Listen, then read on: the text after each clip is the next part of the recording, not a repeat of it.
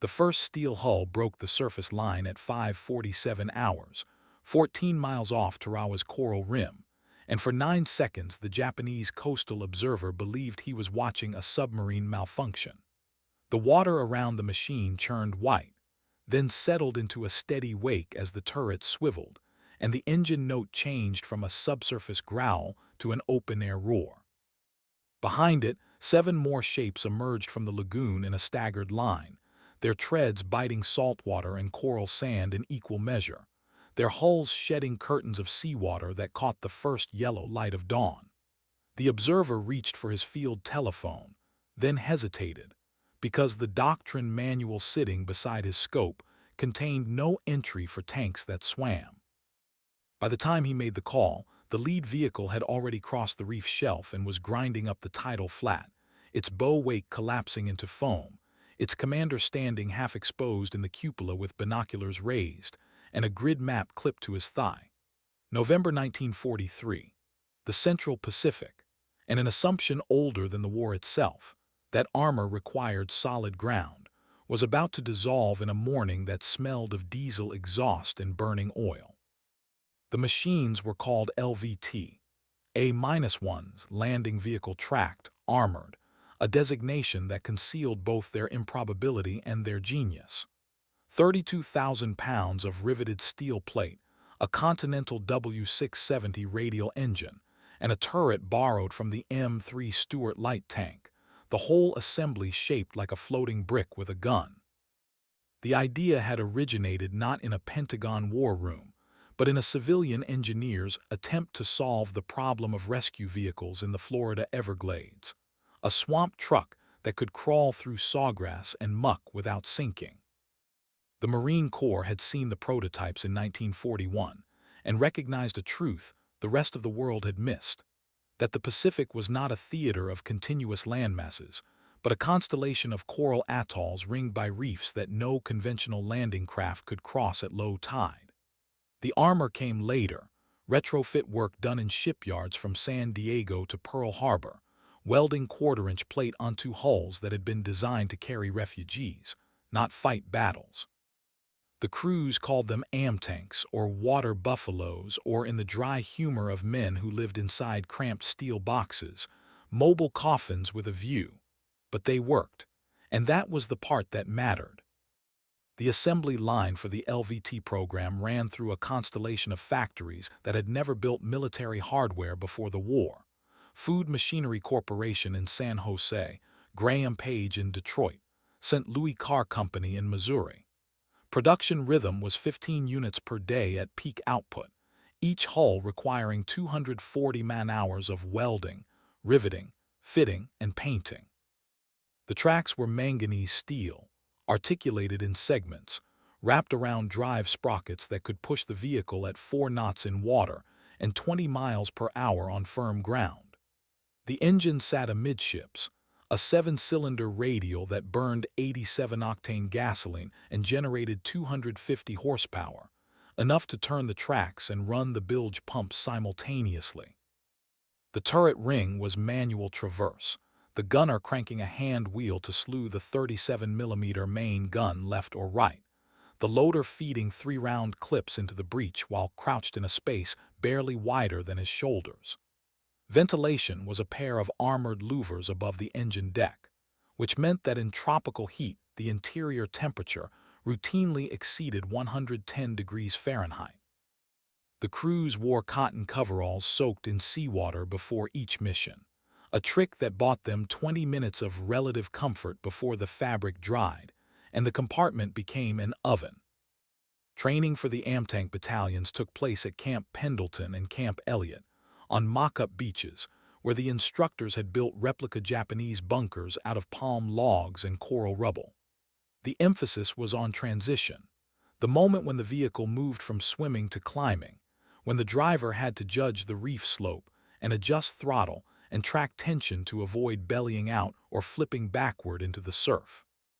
Crews practiced this transition 200 times before their first combat deployment, learning the harmonic point where water buoyancy gave way to tread friction, where the bow plate broke free of the drag coefficient, and the whole machine surged forward with a lurch that could crack an unwary commander's teeth against the cupola rim.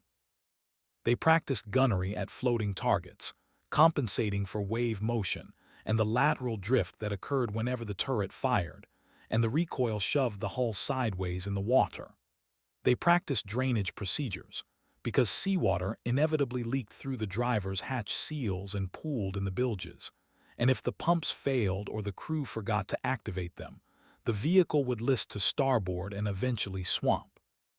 And they practiced abandonment, the drill for evacuating a burning or sinking hull, which involved opening roof hatches that were designed to resist water pressure and could jam if the hinges corroded or if shrapnel deformed the frame. The Japanese had no equivalent. Their amphibious armor program had produced the Type 2 Kami, a light tank fitted with detachable pontoons that gave it limited swimming capability in calm water. But the pontoons had to be jettisoned before the vehicle could fight, and the process required the crew to dismount under fire and manually release 8 separate clamps. Japanese doctrine treated the tank as a land weapon that might occasionally ford a river. American doctrine treated the AMTank as a surf weapon that could fight continuously from offshore to inland without pausing. The distinction mattered. At Tarawa, the reef extended 1,200 yards from the beach, a coral shelf submerged under 3 feet of water at low tide, impassable to Higgins boats and conventional landing craft. The first assault waves had waded across that shelf under fire, carrying 60-pound packs and rifles, losing men to machine gun fire and drowning in shell craters before they ever reached dry sand. The AMTanks bypassed the problem entirely. They swam over the reef, climbed the tidal flat, and brought their guns to bear on bunkers while the infantry was still wadding. The Japanese defenders, who had spent months preparing to repel an attack at the waterline, suddenly found themselves taking direct fire from armored vehicles that had appeared behind their primary kill zone. Lieutenant Evelyn Kowalski was 26 years old and had never expected to see combat. Her assignment was supply and logistics, 4th Amphibian Tractor Battalion, which meant she spent her days in a Quonset hut outside San Diego tracking spare parts, fuel allocations, and the Byzantine requisition process required to keep 47 AMTanks operational. She had a degree in mechanical engineering from Ohio State, a skill set the Marines needed more than they cared to admit, and a call sign, Boxcar, that had been assigned by a supply sergeant who appreciated her ability to calculate cargo tonnage in her head. The name stuck. By the time the battalion shipped out for the Gilberts, every radio operator in the unit knew that if you needed to know whether a particular replacement track assembly would fit on a particular hull variant, you called Boxcar, and she would tell you in 30 seconds or less. She had not expected to deploy forward. But in October 1943, a structural crack appeared in the hull of LVT, A-1 number 42, and the battalion commander decided he wanted an engineer on site to assess whether the crack was a fluke or a design flaw that might affect the entire fleet. Kowalski flew out on a C-47, island hopping from Hawaii to the Ellis Islands, carrying a toolbox and a clipboard and a knot of unease in her stomach that she refused to acknowledge aloud. The first time she climbed into an AMTank, she understood why the crews called them coffins. The interior was a maze of sharp edges and protruding fixtures, the hull plates riveted with overlap seams that would peel flesh off an unwary elbow, the turret basket rotating on a ring that could catch loose clothing and drag a man into the recoil path of the main gun. The air smelled like hot metal and gasoline and bilge water, a chemical cocktail that made her eyes sting. The driver sat forward, separated from the turret crew by a firewall bulkhead, his forward vision limited to a 6-inch-wide periscope slit that gave him a field of view roughly equivalent to looking through a mail slot. The gunner and loader worked in a space so cramped that they had to coordinate their movements like dancers, the loader pressing himself against the hull whenever the gunner traversed the turret, the gunner ducking whenever the loader lifted a fresh ammunition clip. And yet the crew moved with practiced efficiency, every motion economical, every tool and toggle within arm's reach.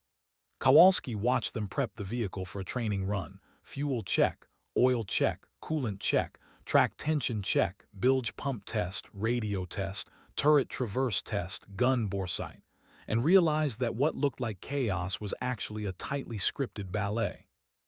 She pulled out her notebook and started sketching the layout, noting where the crew's hands went, where they looked, where they braced themselves when the vehicle transitioned from water to land.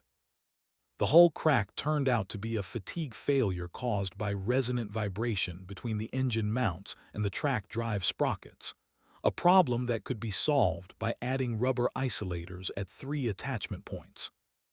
Kowalski drafted a field modification order, requisitioned the parts, and supervised the installation on all 47 vehicles over the course of 6 days, working under canvas tarps in the open air while the temperature hovered at 95 degrees and the humidity made the tools slick.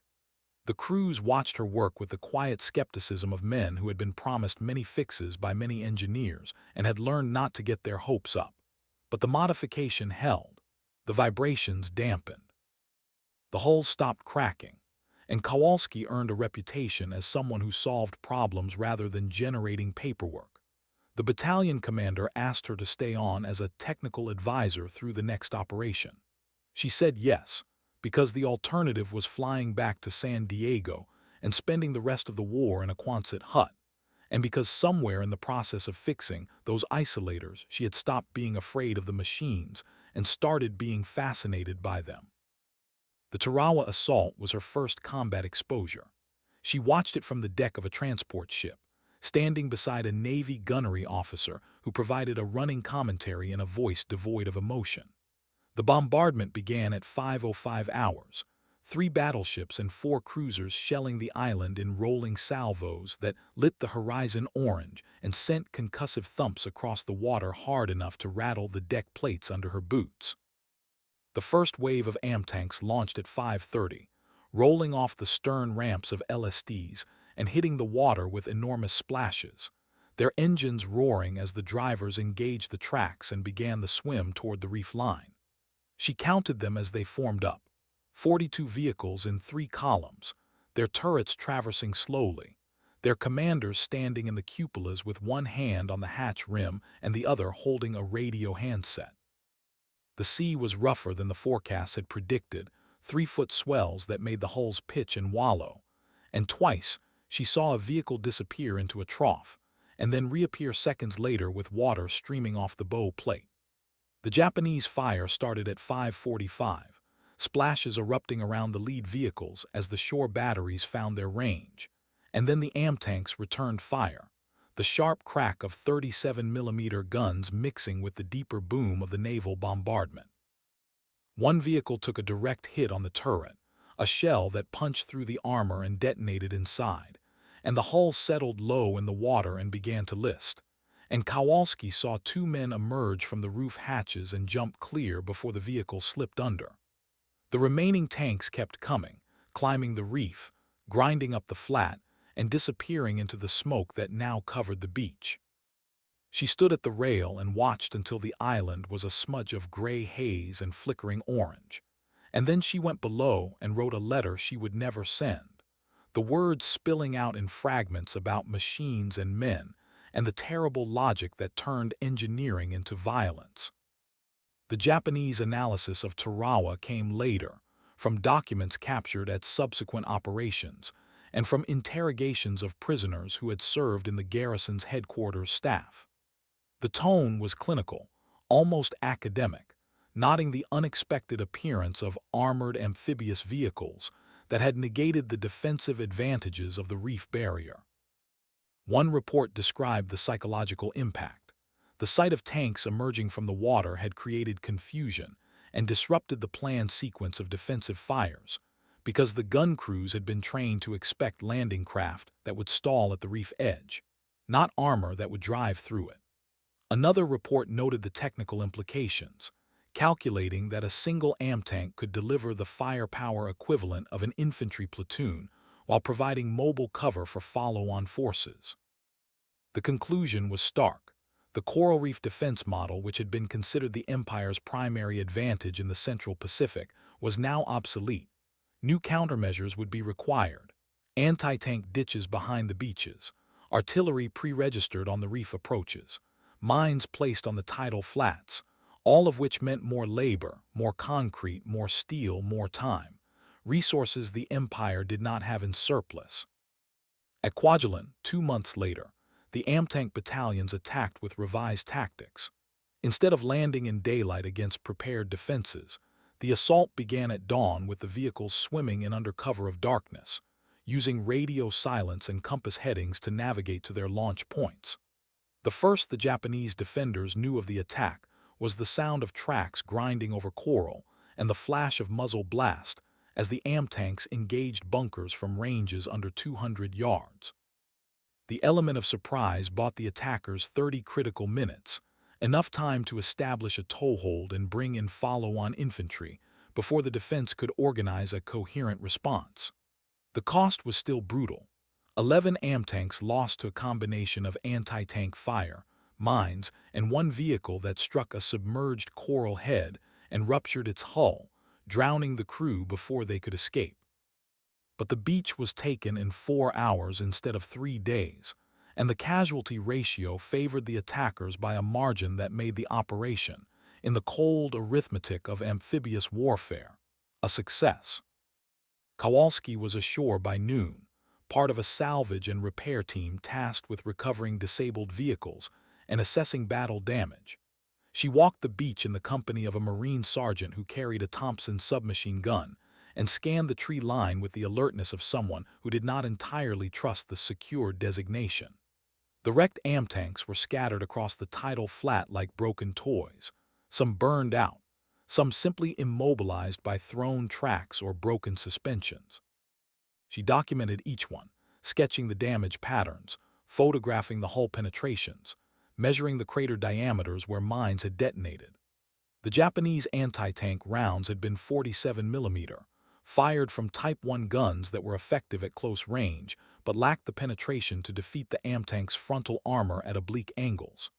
Most of the kills had come from side or rear shots, which meant the Japanese gunners had waited until the vehicles passed their positions before firing. Smart tactics, disciplined, lethal. She made a note to recommend additional side armor, even though she knew the weight penalty would reduce the vehicle's buoyancy and probably get her recommendation rejected. In the evening, she sat on an empty ammunition crate outside the battalion CP and wrote another letter, this one to her younger brother, a B-24 navigator stationed in England. She told him about the tanks that swam and the men who drove them, about the strange intimacy of climbing into a machine whose previous crew had not survived, about the way the armor smelled after a fire, a smell like burned rubber and copper, and something organic she could not name and did not want to identify. She told him she was fine, which was not exactly true but not exactly false either. She folded the letter and tucked it into her pocket, because there was no mail run scheduled for another 3 days, and by then she might have changed her mind about sending it. The tempo increased. Eniwetok in February, Saipan in June, Guam in July, Tinian in August. Each operation followed the same template: pre-dawn bombardment, amphibious armor assault across the reef, infantry follow-on, perimeter expansion, mop-up. The Amtanks became a fixture of the Pacific campaign, as essential as air cover and naval gunfire, and the crews developed a reputation for calm professionalism under fire. They were not glory seekers. They did not paint kill marks on their hulls or name their vehicles after girlfriends or movie stars. They maintained their machines with obsessive care, cleaning road wheels and lubricating track pins, and inspecting hull welds with a diligence that bordered on ritual. They understood, in a way that outsiders could not, that the machine was both weapon and sanctuary, the only thing standing between them, and a death that would come very quickly if the armor failed. Kowalski watched this culture evolve and tried to codify it in her reports, but the language of engineering could not capture what she was seeing. The crews had developed a nonverbal communication system, a grammar of hand signals and glances that allowed them to coordinate actions inside the hull without shouting over the engine noise. They had learned to read the vehicle's moods, the subtle changes in vibration or exhaust note that signaled an impending mechanical failure hours before it became critical. They had created informal backup procedures for every system, so that if the primary fuel pump failed, they could gravity feed from the auxiliary tank. If the radio died, they could use a mirror and Morse code. If the turret traverse jammed, they could swing the gun manually using a length of pipe as a lever. It was adaptive expertise born of necessity, and it made the difference between a vehicle that fought for 4 hours and one that fought for 4 days. At Saipan, the Japanese deployed their first dedicated anti-amtank defenses. Czech-made 47mm guns emplaced in reinforced bunkers with interlocking fields of fire, positioned to catch the vehicles as they crested the beach and lost the protection of the waterline. The guns were effective. 4 amtanks were knocked out in the first 10 minutes, 3 more in the following hour. The crews adapted by advancing in pairs, one vehicle suppressing a bunker with machine gun fire while the other maneuvered for a flank shot with the 37mm gun. It was slow, methodical, dangerous work, every advance measured in yards, every yard paid for in ammunition and sweat and occasionally blood. Kowalski watched from an observation post on a destroyer offshore, using binoculars to track the vehicles as they worked their way inland, and found herself silently counting seconds between muzzle flashes, judging crew performance by the rhythm of their fire, feeling a spike of anxiety whenever a vehicle disappeared behind smoke and did not reappear on her expected schedule. She went ashore on D+2, after the beach was secured but while sporadic sniper fire still crackled in the hills.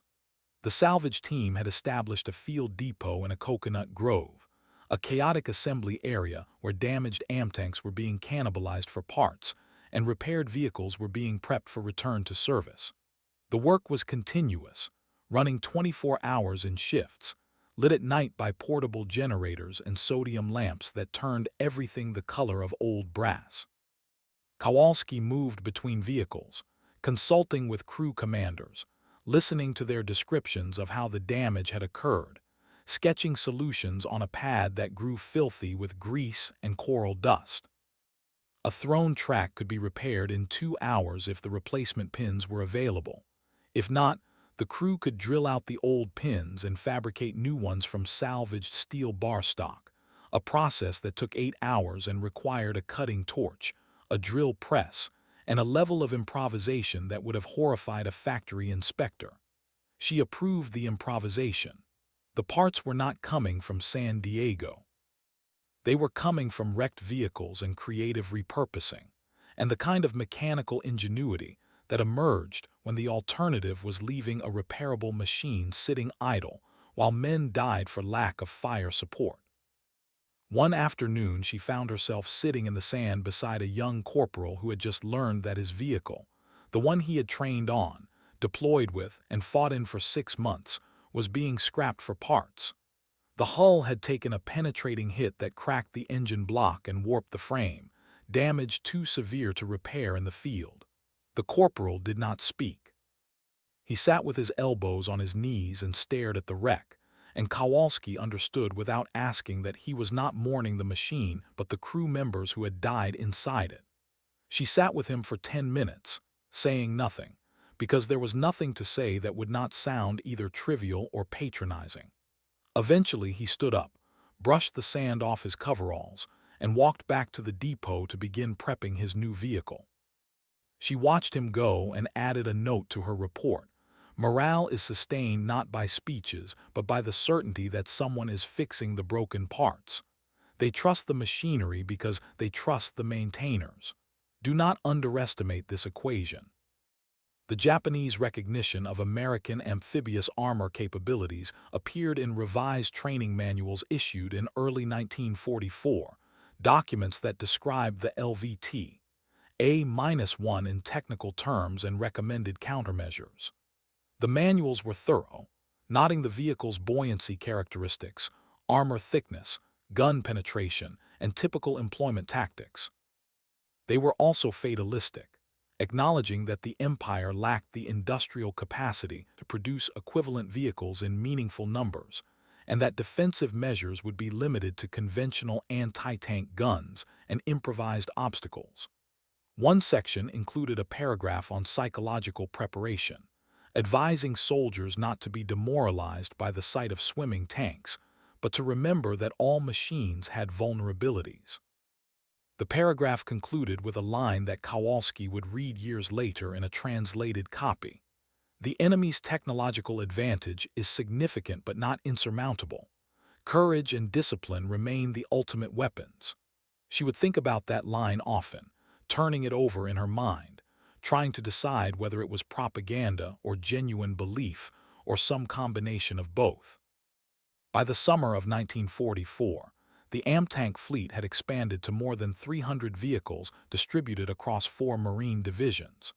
Production had shifted to include the LVT A-4, an upgraded variant with a 75mm howitzer in place of the original 37mm gun, giving the vehicles the ability to engage reinforced bunkers and light fortifications with high-explosive shells. The new turret was larger, heavier, and required a redesigned hull to maintain buoyancy, which meant more welding, more steel, more man-hours per unit. The factories kept up. By August, the production rate had climbed to 22 vehicles per day, a pace that absorbed entire shifts of welders and fitters and painters working in plants that ran 3 shifts around the clock. The logistics tale was equally impressive. Spare parts, ammunition, fuel, tools, lubricants, all of it shipped across 5,000 miles of ocean in cargo holds, and packed in waterproof crates marked with cryptic alphanumeric codes that only the supply specialists could decipher. Kowalski was promoted to captain in July, a rank that came with more responsibility and less sleep. Her duties expanded to include not just technical troubleshooting, but also liaison work between the battalions and the depots, translating crew complaints into requisition orders and depot capabilities into operational plans. She flew between islands in the back of cargo planes, sitting on canvas jump seats with her toolbox wedged between her knees, drafting reports on a clipboard while the airframe rattled and flexed in tropical turbulence. She learned to sleep in Quonset huts and tents, and once memorably, in the turret basket of a parked Amtank, while a tropical storm hammered the island and turned the ground into soup. She learned to eat cold rations without complaint, and to drink reconstituted coffee that tasted like battery acid, and to ignore the itching heat rash that bloomed across her shoulders and refused to heal in the humidity. She learned to compartmentalize, to file away the images of burned-out hulls and flag-draped stretchers, to focus on the immediate problem: a cracked drive sprocket, a failed radio amplifier, a shortage of 37mm ammunition, because that was the problem she could solve. The Peleliu assault in September was the worst. The island was a coral nightmare, all ridges and caves and interlocking fire lanes, the kind of terrain where amphibious armor should have been decisive, but instead became a target. The Amtanks rolled off the beach and into a killing ground, taking fire from elevated positions they could not suppress, maneuvering on roads that turned out to be pre-registered artillery targets. The casualty rate spiked. 18 vehicles lost in the first 3 days. Kowalski arrived on D+5 and found the surviving crews exhausted, red-eyed, moving with the mechanical precision of men who had stopped thinking and were now just executing drills. She set up a forward repair station in a quarry, working under camouflage netting with a team of mechanics who performed triage on vehicles that limped back from the line. Patch the leaks, replace the tracks, swap out the damaged road wheels, refuel, rearm, send it back. The work was relentless. She stopped tracking the hours. Day and night blurred into a continuous present tense marked only by the rhythm of work. Unbolt, lift, inspect, replace, torque, test, next. On the 8th day, a crew brought in a vehicle with a turret that would not traverse. The manual crank was jammed, the hydraulic assist was offline, and the gunner reported hearing a grinding noise inside the turret ring whenever he tried to force it. Kowalski climbed inside, contorting herself into the turret basket, and spent 40 minutes tracing the problem by flashlight.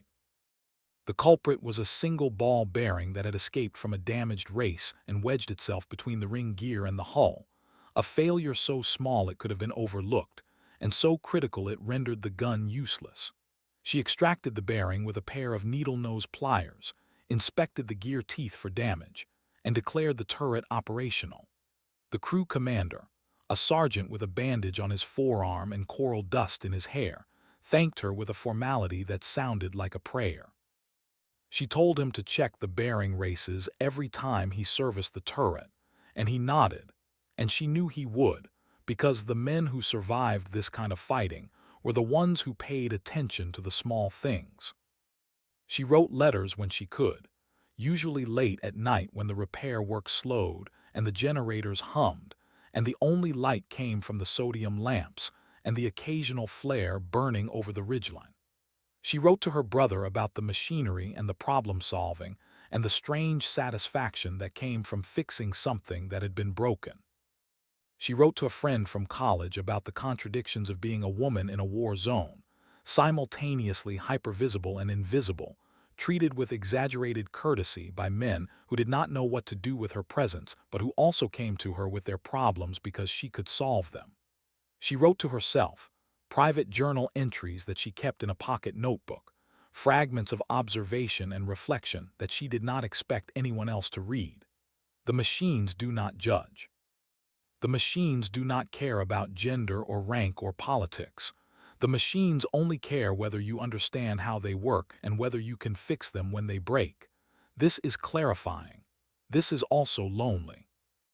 The Japanese defenders at Peleliu fought with a ferocity that surprised even the veterans of previous campaigns.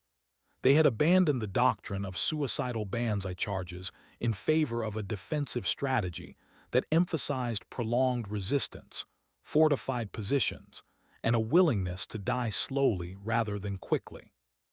The Amtanks could crack the bunkers, but only if they could get close enough to bring their guns to bear, and getting close meant running a gauntlet of anti-tank fire from positions that were dug into solid coral and invisible until they fired. The crews adapted again, this time by coordinating with flamethrower tanks and engineer demolition teams, a combined arms approach that turned every bunker assault into a choreographed sequence. Amtank suppression fire, flamethrower burst, demolition charge, Amtank follow-up to ensure the position was destroyed. It was effective.